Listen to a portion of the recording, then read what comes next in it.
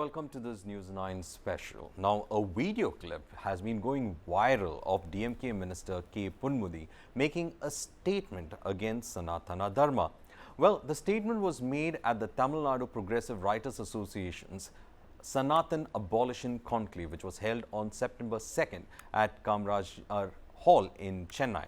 Now, this is the same place where you had Udhayanidhi Stalin making that infamous statement where he compared Sanatana Dharma to dengue and malaria, and that the fact it has to be eradicated, as he in fact put it across. Now, the same venue, you had K. Ponmudi also making a statement. Now, what is the statement? He said that the India bloc, the I.N.D.I.A alliance, was in fact formed for fighting the principles of Sanatana Dharma. He said 26 parties within the grouping have all been in agreement when it comes to that aspect, and there was no change in it, and he wanted to tell the people in the hall regarding this. Now, the BJP has put the Congress on the matter, asking whether Sonia Gandhi agreed to what was being said. The Congress's Venugopal had earlier given a statement when it came to the statement of Udhayanidhi, where he said that the Congress believes in respecting all religions. Now, these were the subjects at that particular conclave that was in fact held, and all of them veered on the fact that it was against the Sanatana Dharma's principles.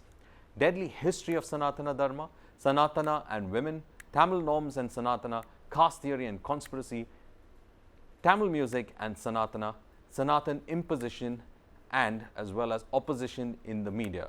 So, this is the kind of subject that they in fact dealt with. But first, let's in fact deal with what was the kind of the statement that was made by K. Ponmudi at that particular venue. Let's listen to what he had to say.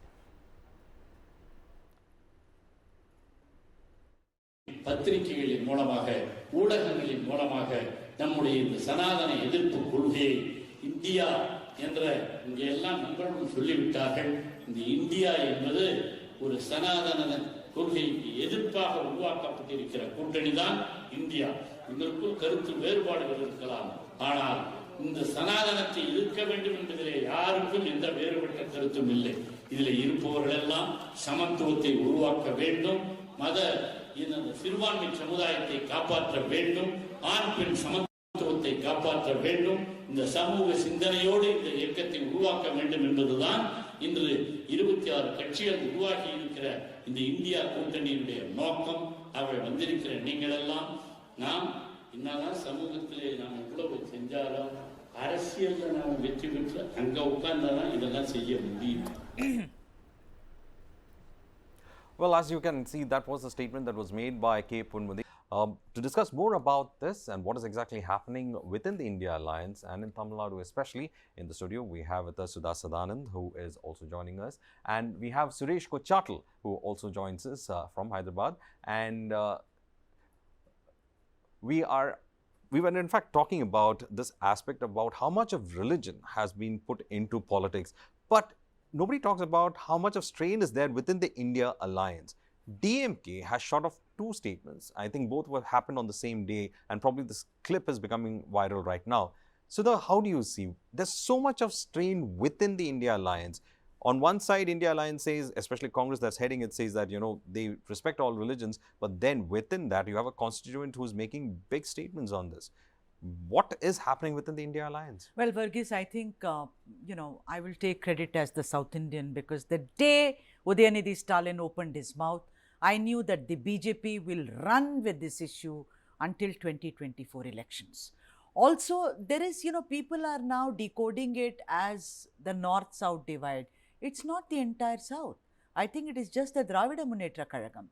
They actually confuse Sanatana Dharma with what they have been opposing as part of their ideology, which is Brahminical hegemony.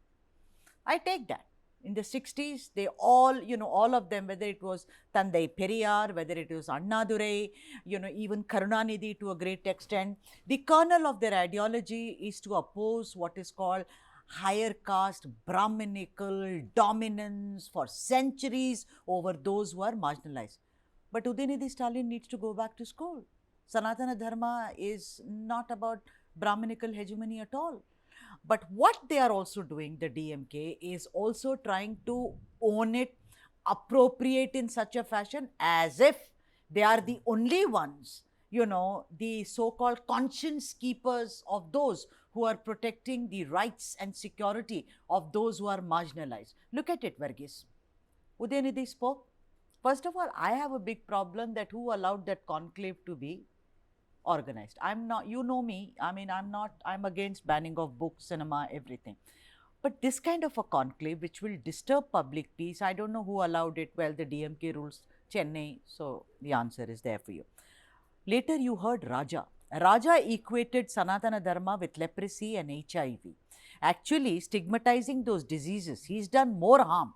So, too. Now, Ponmudi has also spoken about it. This is the season in the Dravida Munnetra Kazhagam to prove I am so loyal to the Crown Prince, no one else can speak about it. In the India alliance, Mamata Banerjee came out and spoke against it. Arvind Kejriwal spoke about it. There are several other leaders who have spoken about it.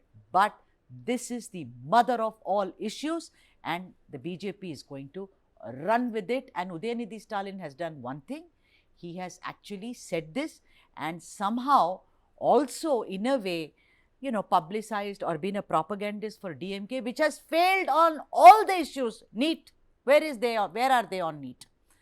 So when it comes to Senthil Balaji, when it comes to several other, corruption charges, there is also speculation that the first family, that is the Muthuvel Karunanidhi family, they may also be under the scanner. So you see, what they have done to the people is, forget about all that. Let me secure your rights as a Sanatana Dharma. I think it will not work, but that is what I'm sticking my neck out. But in the larger expansive political spectrum, BJP has an issue, Varghese. BJP has an issue to, in fact, take to. Let's, in fact, get our other guest, Suresh Kuchatal, as well. Suresh, I mean, we had discussions on this, but it looks like there's been a serial kind of an offense that is happening over here. That is to target one particular religion. And it's being targeted with an ideology of atheism. Interestingly enough, you have believers in that party as well. But then in the larger context of India alliance, like Sudha was saying, the DMK seems to be giving the fodder for the cannon that the BJP could use for till up to 2024. True, absolutely. In fact, I feel that the guy who made the video must be a BJP chap because he's releasing it in installments. And, it keeps the kettle boiling for a long time. All these videos had come out on day one.